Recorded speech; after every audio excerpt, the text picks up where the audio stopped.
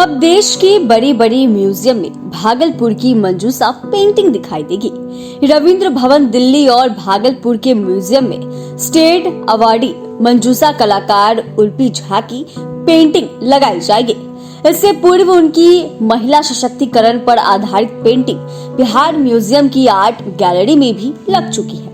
दरअसल मंजूषा को GI tag मिलने के 2 साल बाद अब सरकारी एवं गैर सरकारी संस्थानों में पेंटिंग की मांग खूब बढ़ गई है। इससे यहाँ के कलाकारों को खूब काम भी मिल रहा है। इसके अलावा मंजूषा गुरु मनोज पंडित की पेंटिंग पटना में बन रहे म्यूजियम में लगेगी। इस पेंटिंग की थीम मंजूषा कला चित्र है। इसमें मंजूषा की जानकारी दी गई है। इससे पहले बनारस म्यूजियम में इस साल जनवरी में उनकी पेंटिंग लगी थी। इसकी थीम निर्माण थी। कलाकार पवन सागर की पेंटिंग जीरादेई के तक्षशिला म्यूजियम में लगाई जाएगी। इनकी थीम भी मंजूषा कला चित्र है। इससे पूर्व उनकी painting national craft museum Delhi में भी लग चुकी है। दरअसल मंजूषा कलाकारों की मांग 3 गुना बढ़ गई है। उपेंद्र महारथी शिल्प अनुसंधान संस्थान की ओर से कलाकारों को प्रशिक्षण देने के बाद खासकर युवाओं में इसके प्रति रुझान बढ़ा है। मंजूषा गुरु का कहना है कि अब पेंटिंग काफी महंगी बिकने लगी है। यहाँ के कलाकारों की पेंटिंग 500 से लेकर लाखों रुपए तक बिक रही है। कई युवा पेंटिंग बनाकर अपनी पढ़ाई या परिवार का खर्च भी निकाल रहे हैं। इसके साथ ही साड़ियों में भी मंजूषा पेंटिंग की मांग काफी हद तक बढ़ गई है। यहाँ के कलाकार अब देश की विभिन्न जगहों पर जाकर युवाओं को प्रशिक्षण दे रहे हैं। आपको बता दें कि इस कला में गुलाबी, हरा व पीला 3 रंगों का प्रयोग किया जाता है।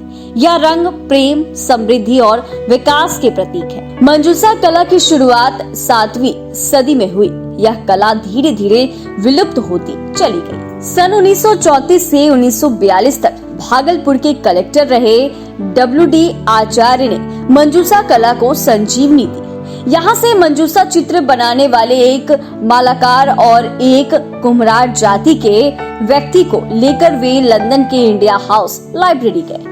वहाँ इस कला की प्रदर्शनी लगाई गई थी। साल 1985 में नाथनगर की चक्रवर्ती देवी और निर्मला देवी ने मंजूषा कला को आगे बढ़ाया।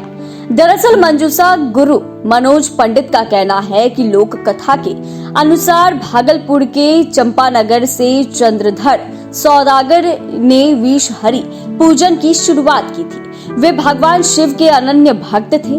माँ विषहरी को भगवान शिव ने कहा था कि यदि चंद्रधर उनकी पूजा करे तो धरती पर उनकी खूब पूजा होने लगेगी।